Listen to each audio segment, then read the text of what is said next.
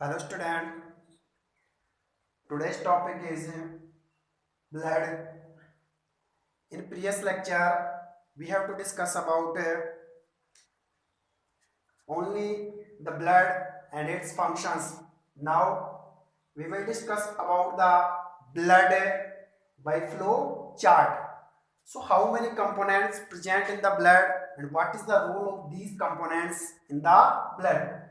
आज के लेक्चर में ब्लड में कौन कौन से कंपोनेंट्स प्रेजेंट होते हैं और उनकी क्या क्या स्पेसिफाई फंक्शंस होते हैं उसको डिटेल से जानेंगे। सो ब्लड के बारे में मैंने पहले आपको डिस्कस किया है। Blood is the connective tissue which is the connected all body organs. Blood एक कनेक्टिव टिश्यू है जो जितने भी बॉडी ऑर्गन्स हैं उनको कनेक्टेड करने में हेल्प करता है। So let us discuss about the blood. It is the composition of plasma protein and corpuscles और सेल। ये प्लाज्मा प्रोटीन कार्पसल्स और सेल्स का कंपोजिशन होता है जिसमें 55% प्लाज्मा होती है और 45% कार्पसल्स और सेल्स। प्लाज्मा भी टू पार्ट्स में डिवाइड होता है। 92% इसमें वाटर होता है और 8% क्या होते हैं organic and inorganic substance. It means 92% जो वाटर होता है वो सॉल्वेंट का वर्क करता है। सॉल्वेंट मींस इन्हीं ऑर्गेनिक और इनऑर्गेनिक सब्सटेंस को डिसॉल्व करने में हेल्प करता है। लेट अस दैट जैसे मैं किसी टेस्ट ट्यूब लेता हूं और उसके अंदर 92% क्या डिसॉल्व करता हूं, 92% इसके अंदर वाटर है। 92% क्या है वाटर। तो यहाँ पर ये वाटर क्या हो गया solvent, that is the solvent. और इसी के अंदर जो 8% रिमेनिंग है वो ऑर्गेनिक और इनऑर्गेनिक सब्सटेंस है। ये क्या है सोल्यूट। तो सॉल्वेंट और सोल्यूट ये दोनों मिलकर के सॉल्यूशंस बनाते हैं। It means it is the solutions with the water and organic and inorganic substance. So let us plasma contain the albumin, globulin and fibrinogens etc. इसमें albumin, globulin और fibrinogens ऐसे सब्सटेंस प्रेजेंट होते हैं। जैसे globulin, albumin ये substance इसकी immunity को increase करने में हेल्प करते हैं।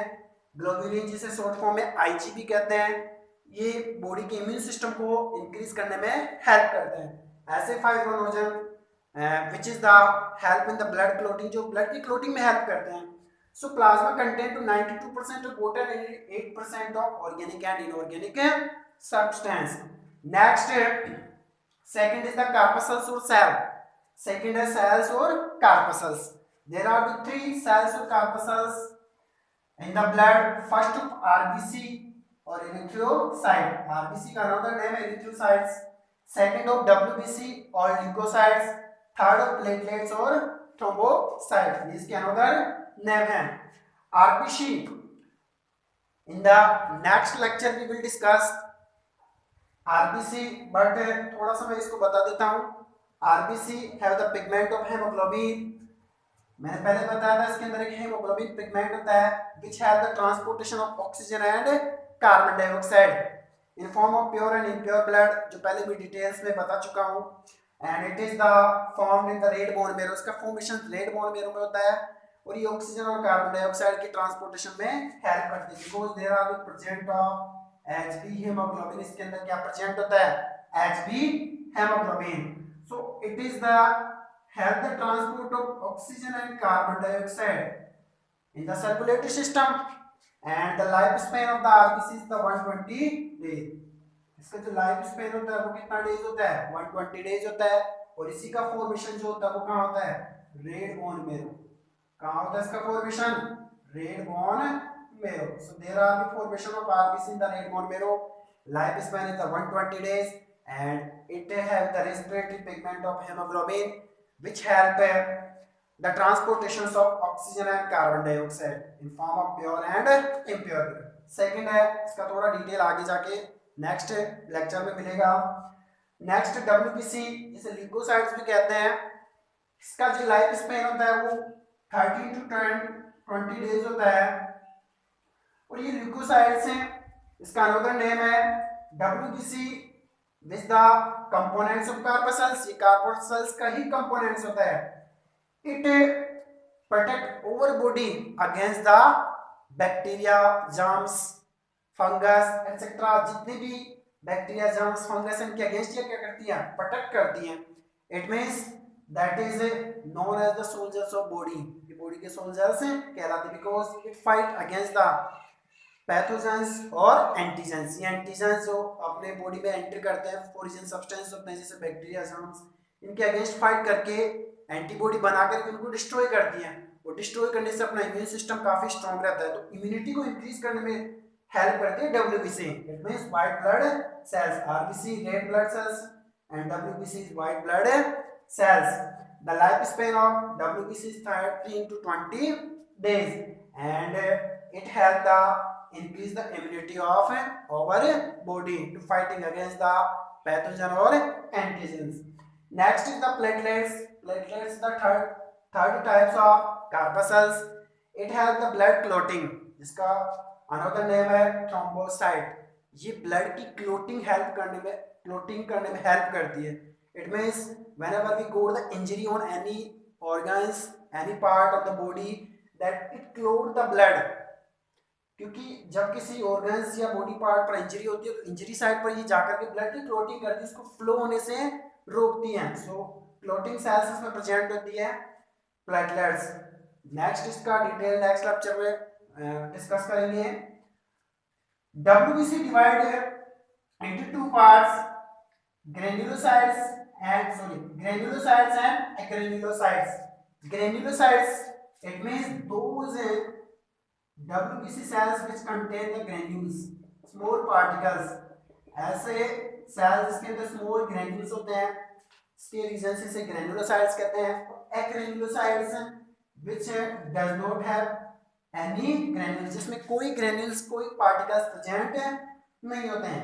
agranulocyte divide into two parts, lymphocyte and monocyte। agranulocyte lymphocyte और monocyte में divide होती है and lymphocyte also be divided into B lymphocyte, T lymphocyte है नेचुरल किलर सेल। इसी लिम्फोसाइट में बी लिम्फोसाइट, टी लिम्फोसाइट और नेचुरल किलर सेल प्रेजेंट होते हैं। Next what is the function of lymphocyte?